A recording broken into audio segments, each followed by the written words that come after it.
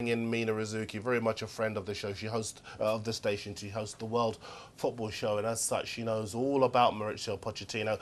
She tweeted earlier today that it was an excellent decision. As sad as she was for Nigel, she believes it's an excellent appointment. So, Mina Rzouki, tell us why. Hi.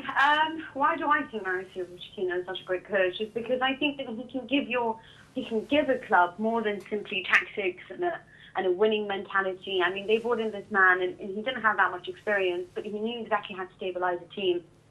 He started to work on defensive movements to try to shore up the defence before he started to make them an attacking unit that pressed high up the pitch. He knows exactly how to manage his team. He's very good with his players, knows exactly how to open the lines of communication and develop them further. He's exceptional with kids as well.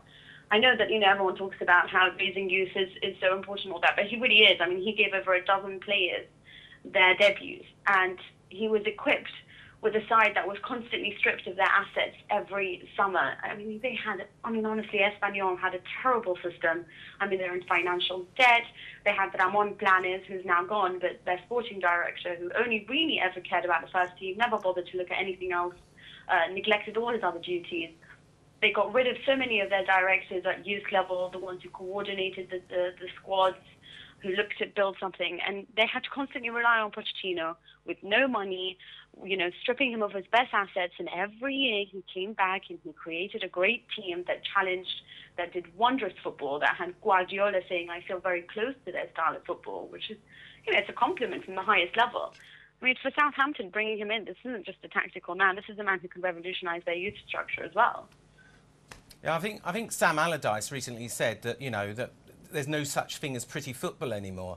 And my concern is coming from Argentina, and he will try and play. If there's one criticism against Atkins, it was he tried to play the pretty football, and I'm just concerned that he'll come in and try and play his type of football in the Premiership, and it will be a disaster.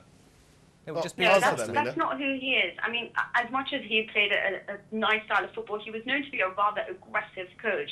His team were rather aggressive. They would foul a lot, they'd get yellow cards and all of that, but they were fighters. He created a unit that fought more than they played beautiful football. I mean, when he came in, his initial concern was to shore up the defence, to create a collective team unit, to make them less individualistic and more about the actual collectivity of the side.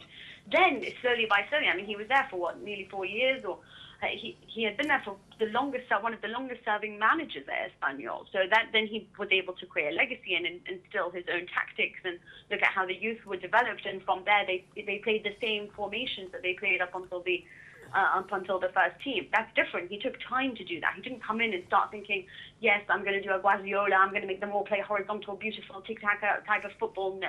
He came in and his primary concern was to get them to stop losing.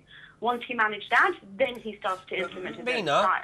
Mina, obviously, I hope that everything you say does come true, and I have not got one detrimental word to say about the man, and I hope he succeeds. But first of all, he's coming into a side that basically there's no international players there. There's no one that lays a glove on anybody, and they've got no aggression whatsoever. They already have the best youth policy. In fact, the under-17s are the best under-17 group they've had in 25 years. And I could name you 35 players that are playing in the top two divisions that have come through Southampton's ranks. Yep. So it's just the timing, really. He will get backed, and I hope everything you say is true. But it's just why? I agree with you entirely.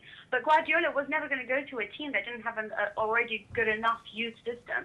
Like, it's great planning to have gone for a coach who knows how to work with the youth system, as well as themselves as a club having a great youth system. So it works in that way. Pochettino isn't the most experienced coach. He doesn't understand maybe the Premier League exactly the way that you would want him to understand it. He is a gamble in so many ways. Of course, when Ladrock came in, he didn't have the experience either. Exactly. And he was able to do a great job, and I use that as an example. We're going to have to get you in to talk about this more because we've run out of time.